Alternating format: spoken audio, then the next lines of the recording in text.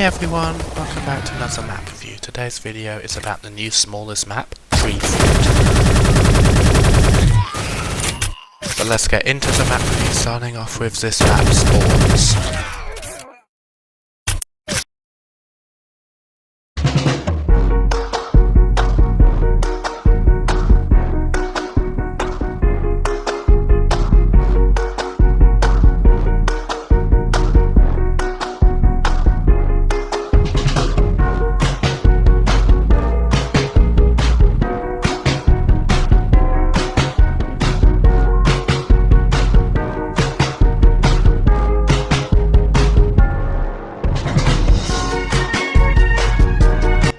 The enemy's spawn is useful to predict where they will spawn and to kill them via spawn trapping.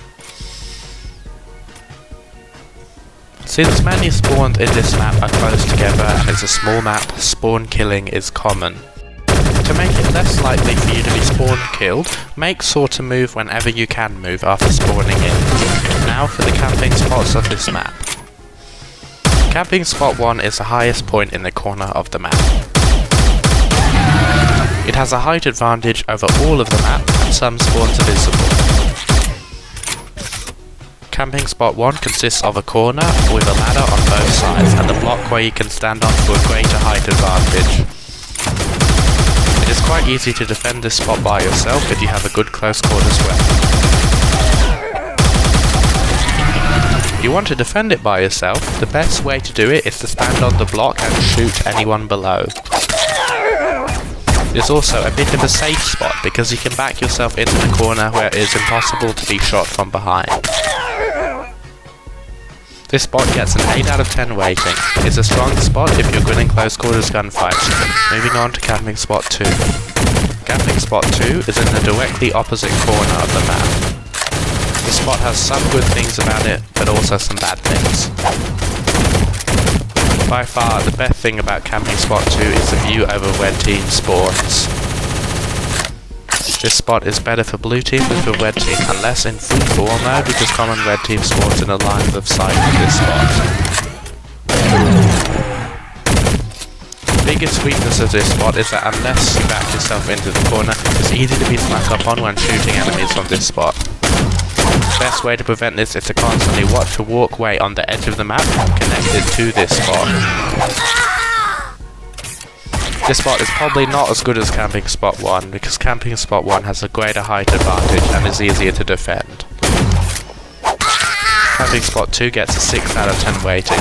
Moving on to the playstyles of the map. This is the smallest public map we've had in the game, so playstyles are different to usual.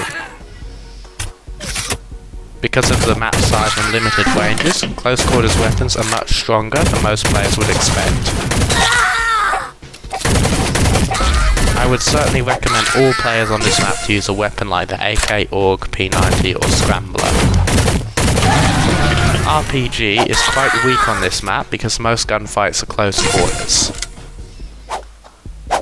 The only time RPG is somewhat viable is if you use camping spot 1 and easily blast enemies below you.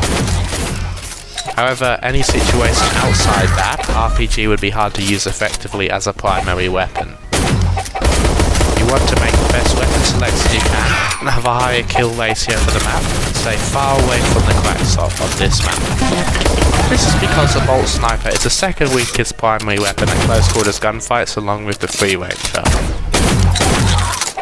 If you are a sniper-loving player, which majority of Shell Shockers players are, then know you will do better using an effective close quarters weapon than using a sniper on this map.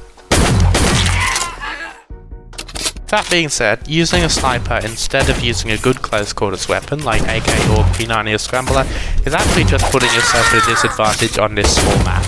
So instead of using a sniper on this map, try using the Scrambler, and this is many players' second favourite gun and is powerful in close quarters if used correctly.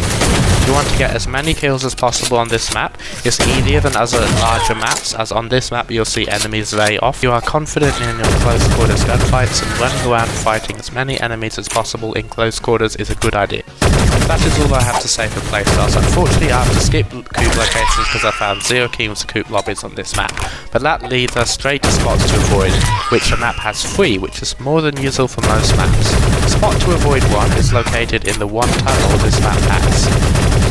reason it's a bad spot and needs to stay away from it is because it is a 1x1 block space, meaning there is no room to move. Having the inability to move and dodge is a major disadvantage to have, and it's common for enemies to wait at the end of the tunnel.